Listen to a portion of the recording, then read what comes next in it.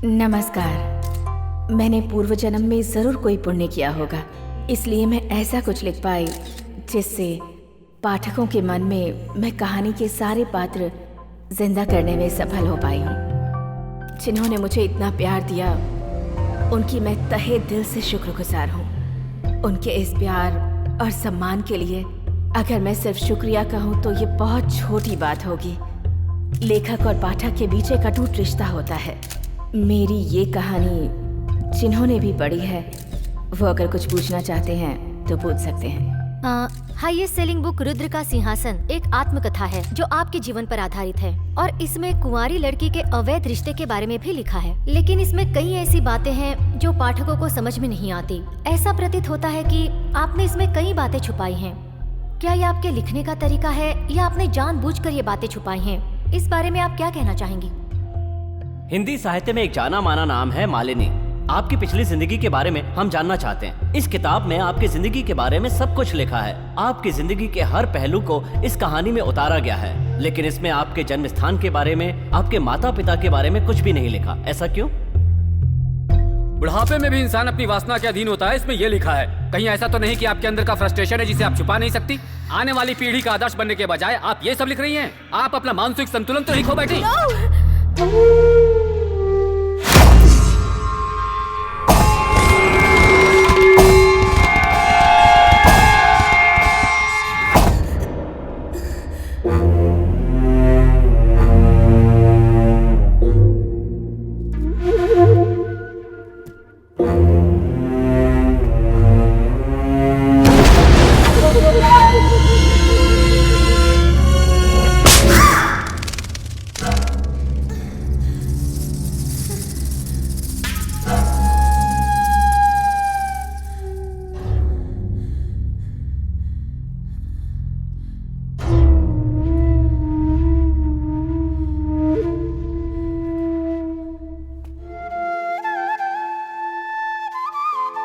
सर्वोपमा द्रव्यसमुच्चयेन यथा प्रदेशम्। भगवती देवी माँ हमारी मदद कर। अब हम क्या करें? हमारी मदद करो।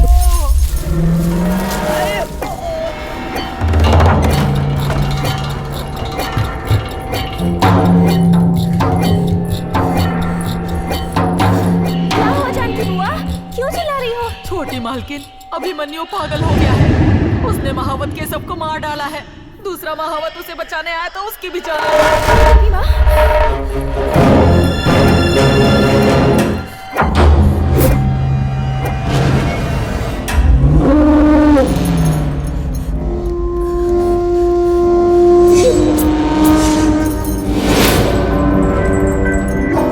किसी तरह हमें बड़े मालिक को ये खबर पहुंचानी होगी।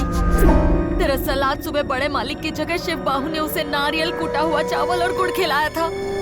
मुझे लगता है बड़े मालिक के आने पर ही ये शांत होगा। मुझे पता नहीं बाबा कहाँ गए हैं। समझ नहीं आ रहा कि मैं क्या करूं। अब देवी माँ हमारी रक्षा कर सकती हैं। हे भद्रकाली।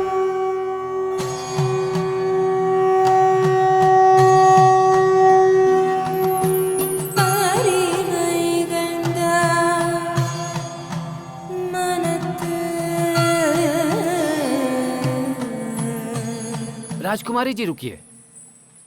हमारे गुरुजी आपके यहाँ आए थे क्या? रुद्र सिंह जी, आप उन्हें जानती हैं ना? एक बार गांव के लोग एक विषैले सर्प के उत्पात से परेशान हो गए थे। कहते हैं उसके 10 मुंह थे। एक रात रुद्र जी ने उसे ढूंढकर मार डाला और अपनी पीठ पर लाद कर किसी तरह से उसे पहाड़ के नीचे ले आए। मैं ये बात कभी नहीं भूल सकता राजकुमारी जी। सिद्ध पुरुष हैं, हाँ सिद्ध पुरुष। राजकुमारी जी,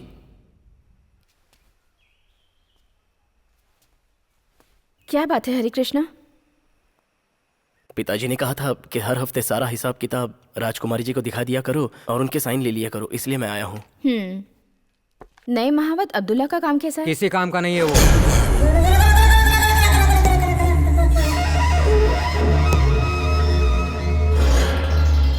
हाथी राजघराने की शान होता है, लेकिन अब परिस्थिति ऐसी नहीं है कि हम उसे और ज्यादा दिन रख सके। उसे अब हटा देना चाहिए। मालिक को हाथियों का बहुत शौक था। लेकिन उसी शौक ने उनकी क्या हालत कर दी वो तो आप जानती ही हैं। बाहू मामा, जो होना था वो तो हो गया, और अब इस घर में आप ही हो जिस पर मैं भरोसा कर सकती हूँ। बाबा जो कुछ भी करते थे, जो भी फैसले लेते थे, वो सब आपको ही पता है बाहू मामा। इसके अलावा सारी बातें एडवोकेट गोवर्धन को पता है। इस दुनिया में अब आपके सिवा मेरा कोई नहीं है, और मुझे खुद से भी ज्यादा आप पर विश्वास है। आप जहाँ भी साइन करने को कहेंगे मैं कर दूंगी। मेरी बेटी को जब भी मेरी जरूरत पड़ेगी मैं जरूर साथ दूंगा। मैं आखिरी सांस तक इस घराने की सेवा करूंगा। जब तक मैं हूं तुम्हें चिंता करने की जरूरत नहीं। मालिक जो कुछ पीछे छोड़ गए हैं मैं उसे बढ़ा तो नहीं सकता, लेकिन संभाल जरूर सकता हूं। वैसे मैं ये कहने आया था कि एक अच्छे राजघराने से मोहिनी के लिए रिश्ता आया है। सच कह रहे हैं? हाँ, लड़का विदेश में है, अमेरिका गया हुआ है। वैसे उस शाही घराने का पतन हो चुका है, अब ना उसके पास पैसा है और ना प्रॉपर्टी। लेकिन वो मोहिनी के शापित कुंडली के बारे में चिंता नहीं करता। ये हमारी मोहिनी का भाग्य ही तो है। वो पूछ रहे थे कि क्या लड़का लड़की को देखने आ सकता है। उनसे कहिए जल्दी आ जाएं, दीदी उन्हें जरूर पसंद आएंगी। आइए राजकुमारी जी, अभिमन्यु से मिलिए। नहीं, मैं अरे इसमें डरने की क्या बात है, आइए मिलवाता हूँ। राजकुमारी जी आइए। आइए ना।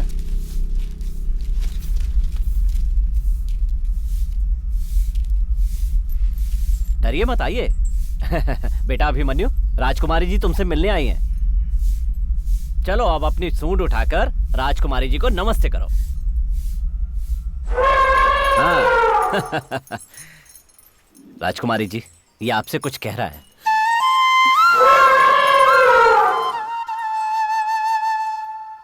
उसके पास जाइए ना।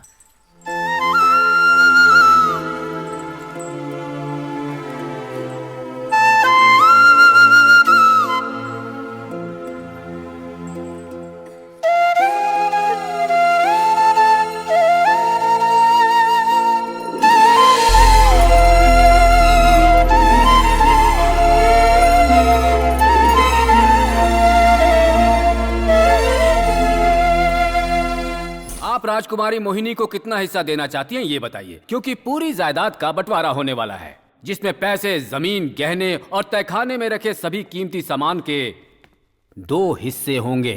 सही कहा ना शिव बाहू? वो मैं कैसे कुछ? हाँ, तुम्हारे मालिक तो गए, अब तो सच बता दो। जानता हूँ शिव बाहू ये बात नहीं बताएंगे क्योंकि वचनबद्ध हैं, लेकिन मैं आपको बताता हूँ। कथकली नृत्य और हाथी की सवारी के शौक के साथ साथ नीलकंठ राज जी को औरतों के साथ मजे करने का भी शौक था। जिस तरह उन्हें हाथी ने कुचल डाला, उसी तरह इस नाजायज रिश्ते ने भी कुचल डाला। इस रिश्ते से उन्हें एक बेटा भी हुआ, जो एक मंदबुद्धि बालक है। क्या ये सच है? इन्होंने जो कुछ भी कहा, क्या वो सच है बाहू मामा? अभी अभी मैंने जो सुना, क्या वो सच है? सच है। वो औरत चेलापुर राजघराने की राजकुमारी सुनैना है। नीलकंठ राज जी उससे सिर्फ इसलिए नहीं मिले कि वो राजकुमारी है, वो अति सुंदर है, चित्रकारी भी करती है और अच्छा नाचती भी है। इतनी सुंदर है कि लोग आज भी उसके दीवाने हैं। सच कहूँ तो ये औरत काम वासना की जीती जागती मूर्त है। एक बार अगर कोई मर्द इसके रूप के जाल में फंस गया तो उसका नाखून तक नहीं छोड़ती है। इस उम्र में भी वो औरत पटाखा दिखती है, पटाखा। एक बात और बता। बस कीजिए। हेमावती जी, मुझ पर गुस्सा करने से क्या होने वाला है? हमने कितनी ही बार मालिक को समझाया होगा कि कुछ ले देकर सुनैना से पीछा छुड़ा लीजिए, पर उन्होंने हमारी बात सुनी ही नहीं। आम पकने पर पेड़ काटा जा रहा है, ये देखकर राजकुमारी जी को गुस्सा आ रहा है। इसके अलावा मेरे बाबा की और कितने नाजायज संबंध थे। मेरे बाबा की चापलूसी करके उनसे कितने पैसे कमाए आपने? बेचारे मेरे बाबा। ये मैंने क्या किया वकील जी? ये राजकुमारी जी, शिव बाहू पे गुस्सा करके क्या फायदा होगा? नौकर का काम ही होता है मालिक का विश्वास जीतना, मशीन की तरह सिर झुकाकर हाँ कहना, और यही इन्होंने किया। बाबा के जाने के बाद सिर्फ आप दोनों ही थे जिन पर मैं विश्वास कर सकती थी, लेकिन आप दोनों लोगों ने मेरे साथ इस तरह विश्वासघात किया। क्यों किया ऐसा? मेरे बाबा ने आप लोगों को समझने में बहुत बड़ी भूल कर दी। वो आपको अपना समझते थे, पर आप तो आस्तीन की सांप हो। मैं समझ गई, उनकी दौलत हड़पने के लिए उन पर झूठे इल्जाम लगा रहे हो ना?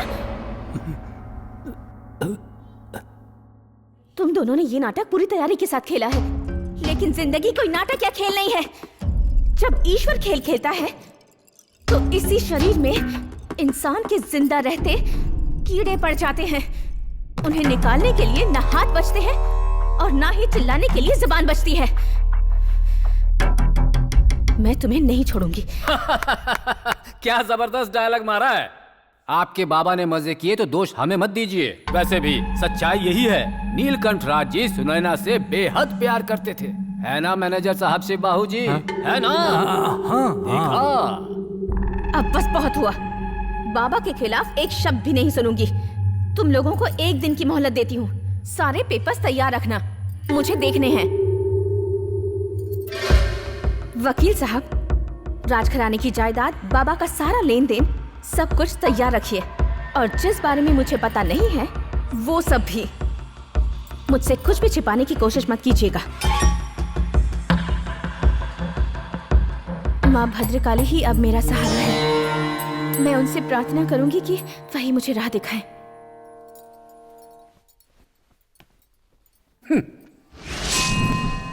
माँ भद्रकाली, जब मैं संकट में होती हूँ तब कोई आके मुझे हिम्मत बंधाता है, मुझे सांत्वना देता है। मेरे मन की तकलीफ दूर करने वाला, मेरे आंसू पोंछने वाला वो इंसान कहाँ है माँ?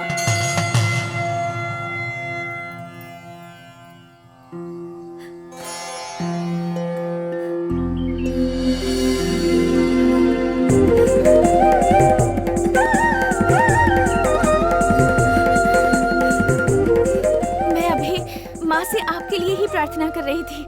मोहिनी अपनी शादीशुदा जिंदगी से खुश तो है ना?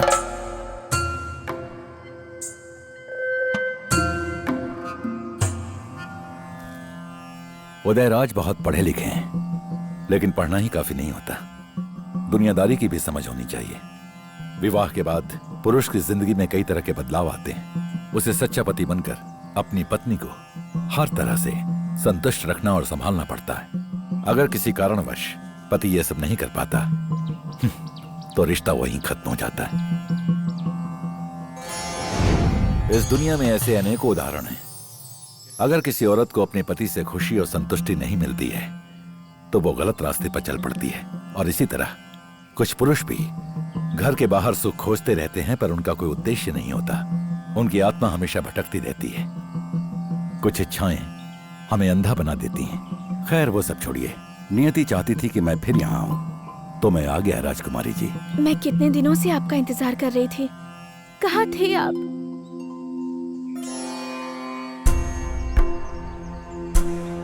राजकुमारी जी आप जाइए, मैं अब यहीं रहूंगा। धीरज रखिए।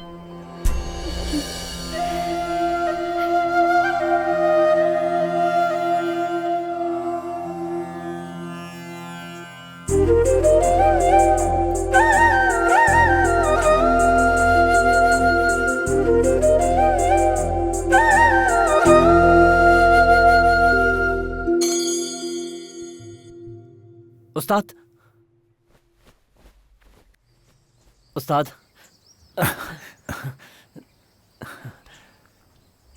अब्दुल्ला, राजमहल में षड्यंत्रों का जाल बुना जा रहा है, जिसमें राजकुमारी हेमावती को फंसाने की कोशिश की जाएगी। और इस षड्यंत्र में जो इंसान सबसे अहम भूमिका निभाने वाला है उसका नाम है शिवबाहु। और इस घिनौने षड्यंत्र में जिस शख्स को सबसे ज्यादा फायदा होने वाला है वो है गोवर्धन वकील। अगर ऐसा है तो इसका मेरे पास एक उपाय है उस्ताद। ये रामपुरी चाकू किसी को पता भी नहीं चलेगा। ये चाकू कहां से घुसा और कहां से निकला। नहीं, हम ऐसा नहीं करेंगे। हमें जान लेने का अधिकार नहीं है।